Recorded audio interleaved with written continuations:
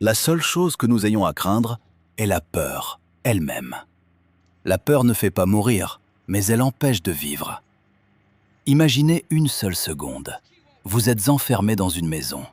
Dehors, des dizaines de morts vivants avancent lentement vers vous. Que feriez-vous?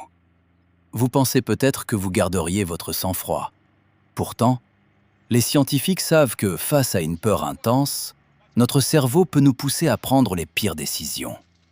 Et c'est exactement ce que le film Night of the Living Dead nous montre à travers un personnage en particulier, Barbara. Son histoire est bien plus qu'une scène d'horreur.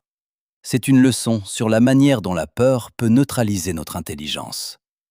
Mais pour comprendre ce qui lui arrive, revenons au tout début. Barbara et son frère se rendent dans un cimetière, comme un simple jour de recueillement. Puis, sans prévenir, un homme les attaque. Son frère est tué sous ses yeux. En quelques secondes, tout son monde s'effondre. Barbara parvient à s'enfuir, mais lorsqu'elle atteint une vieille ferme, quelque chose a changé. Son corps est présent, mais son esprit semble figé. Et c'est ici que le film montre quelque chose de très réaliste sur le fonctionnement du cerveau humain. La peur paralyse l'intelligence. Beaucoup pensent que face au danger, nous devenons automatiquement plus efficaces. En réalité, ce n'est pas toujours vrai. Lorsqu'une peur extrême surgit, notre cerveau active un mécanisme de survie.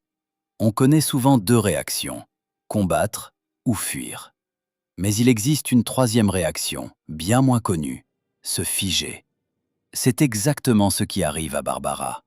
Elle ne réfléchit plus, elle ne prend plus d'initiative, elle regarde le vide, elle répond à peine aux autres. Son intelligence n'a pas disparu, elle est simplement bloquée par un stress trop intense. Et le plus étonnant, c'est que nous vivons tous ce phénomène, parfois sans même nous en rendre compte. Mais Barbara n'est pas la seule victime de la peur dans ce film. Regardez les autres survivants. Plus la pression augmente, plus les discussions deviennent agressives. Les décisions sont prises dans la précipitation. Les accusations se multiplient. Personne n'écoute vraiment. La peur change les comportements. Elle transforme des personnes raisonnables en individus impulsifs. Les zombies attaquent la maison, mais la peur attaque les esprits. Alors, comment éviter que la peur prenne le contrôle de notre intelligence? Nous ne pouvons pas empêcher la peur. C'est une émotion naturelle. En revanche, nous pouvons apprendre à ne pas lui laisser les commandes. Respirer avant d'agir. Vérifier les faits avant de tirer des conclusions. Demander conseil plutôt que rester seul. Accepter que l'on puisse avoir peur, tout en continuant à avancer. Le courage n'est pas l'absence de peur. C'est la capacité à agir malgré elle. Barbara est souvent critiquée parce qu'elle semble passive. Mais si l'on regarde son histoire avec les connaissances actuelles en psychologie, son comportement est profondément humain. Le film Night of the Living Dead nous rappelle que la peur ne détruit pas seulement des vies. Elle peut aussi brouiller notre jugement, ralentir nos décisions et nous empêcher d'utiliser pleinement notre intelligence. La véritable question n'est donc pas « ai-je peur ?», mais plutôt « qui prend mes décisions, ma raison ou ma peur ?»